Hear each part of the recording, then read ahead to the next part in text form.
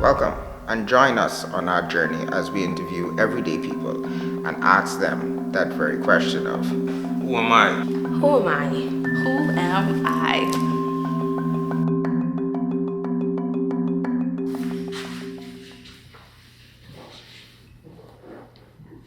Who am I? I'm Luciano Rayangelo Giovanni Seymour. I'm 31 years old and I live in Nassau, Bahamas. Currently, I serve as the Senior Operations Manager at the National Insurance Board.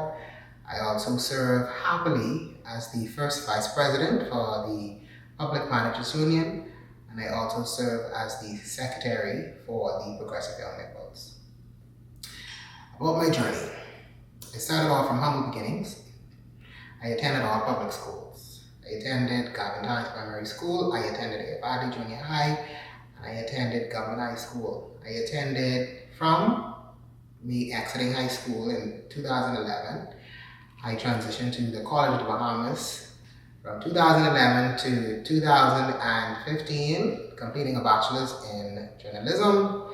I've had diverse experience working in banking, holding a few positions in accounts to collections to personal banking, and then going over to the National Insurance Board, serving as an inspector, an executive officer, a senior assistant manager, and now senior operations manager. The journey is definitely a complex one because it allows me to continue to just basically keep growing, because as long as I continue to live and thrive, every day I see it as an opportunity to better myself as a Bahamian, as a young person, as a young man, and as a professional.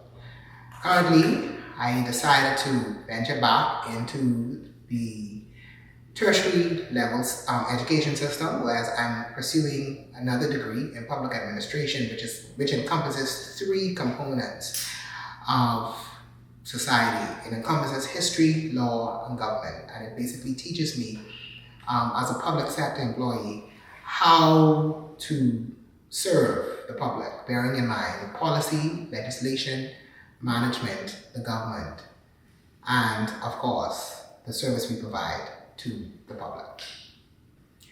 Now, personally, I think at my age to complete my studies, one in journalism and the other one in public administration, in addition to the ability as a union leader to complete an industrial agreement before its expiration date professionally. That has been one of my greatest accomplishments ever. And so I prize myself of that, bearing in mind teamwork, because it couldn't have been done without support and teamwork. And so that has been three of my greatest accomplishments. My biggest regret, I think for me, my greatest regret is the fact that I would have enrolled in school 5 years after completing my first degree. I think my biggest regret was not completing my tertiary studies sooner. I think that has been I think about it because I said from my bachelor's I could go on to my master's. Unfortunately, I didn't transition to my master's because I wanted to know the basic fundamentals as to how public administration works. And unfortunately, because of how things were lined up at the time that I decided to go back into university, it didn't line up whereas I was able to complete my master's just yet. But of course, as I'm about to complete my second degree in about 3 weeks, that is definitely a short-term goal in the not-too-distant future. But again, I would say setting goals and not being able to complete them sooner. The advice I think I would give to my younger self would simply be to never take no for an answer, because I believe in being an optimist. I don't take no for no. I believe no simply means next opportunity. And I think that I was told no a few times, and that has also contributed to me taking or not being able to complete certain things that I would have set as a goal. A part of that is because persons feel as though, oh, you're too young. And so not limiting myself because of the thoughts or opinion of other people and how they may feel about me. Not caring about it. And so I would have definitely encouraged myself, my younger self, to always embark on the next opportunity, not taking no for an answer, sometimes being your own motivation, and also being true to your own self. Well, one of the things that I would like to tell people, especially personally and professionally, is, again, never take no for an answer, because no means next opportunity. And if you fail, a failure does not always mean that you failed. It means it is just your first attempt in learning.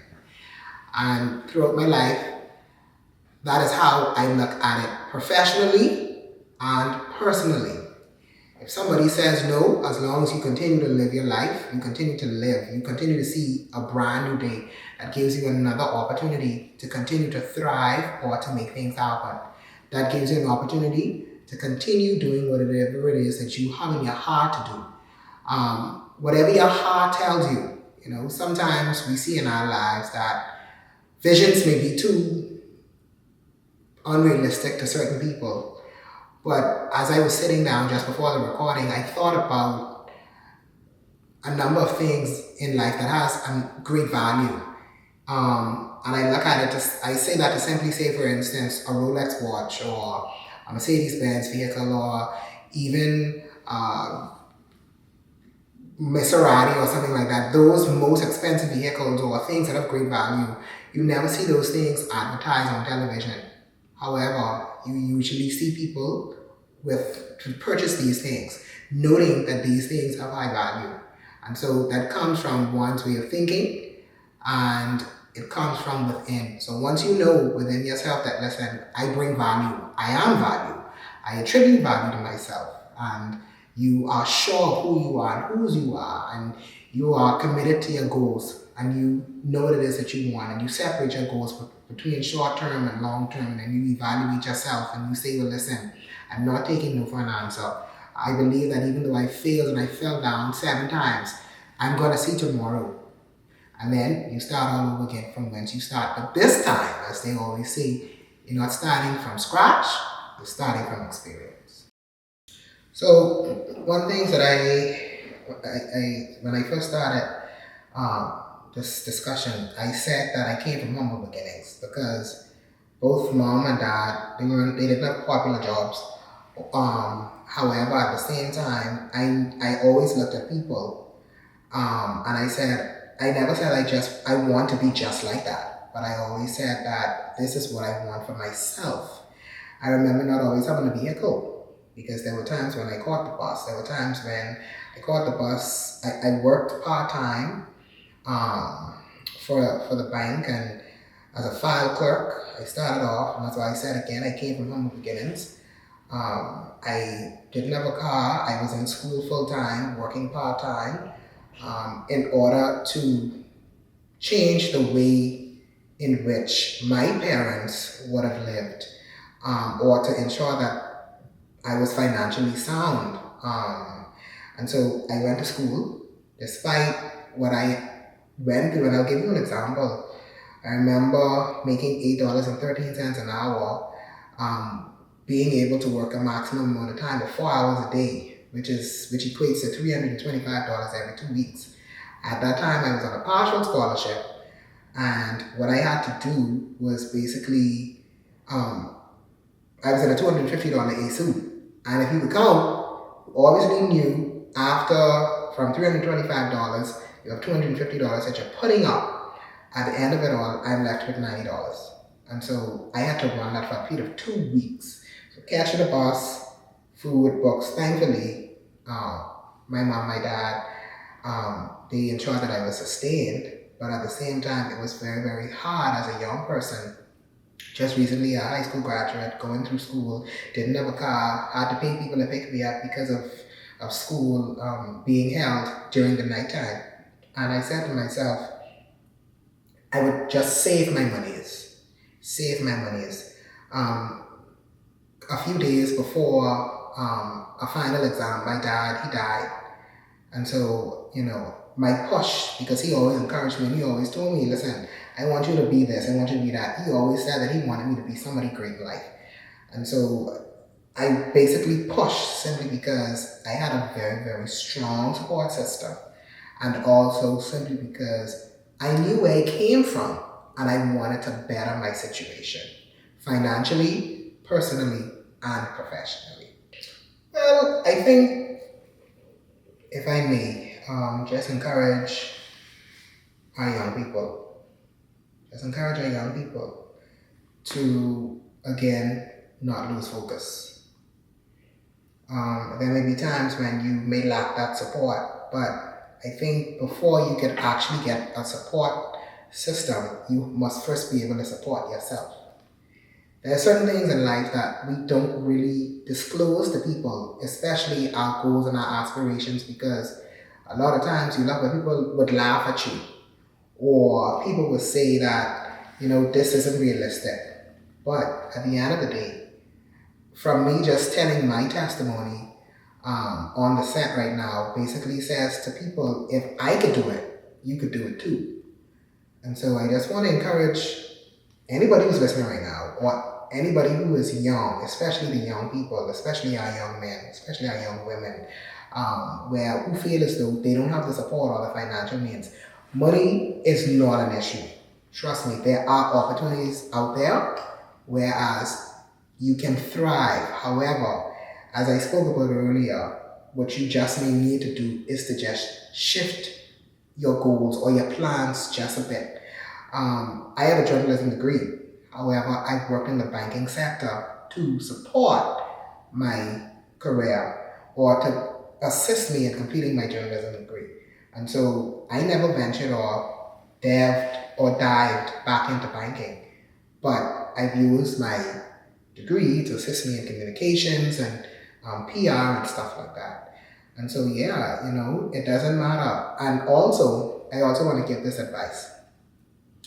Never watch the person on the side of you, because in life, everybody has their own pace and everybody has their own lane. So whereas it may take me 5 years to complete something, it may take somebody 10 years to complete something, or it may just take somebody a few weeks just to complete something. And so I want to encourage people to look at yourself, look at your own pace, be your own motivation, and just remember to also be happy for people, especially in their wedding season. So again, what is for you will not definitely come to me. What is for you will come to you. And it will not arrive in confusion, but it will arrive in clarity. Okay, in 2023, I actually went to China, right? And I went to this place. It was like an open restaurant, and I ate lizard hands. They were deep fried, and they were actually good. I had it, that was really good. And then I also had jellyfish meat as well. That was good too. So I had that. The lizard hands were good. Like I said, they were deep fried. They were kind of spicy. Nah, the jellyfish meat. I just thought I was eating like seafood. I felt like I was eating noodles that was seafood flavored. That's it. It was kind of bland.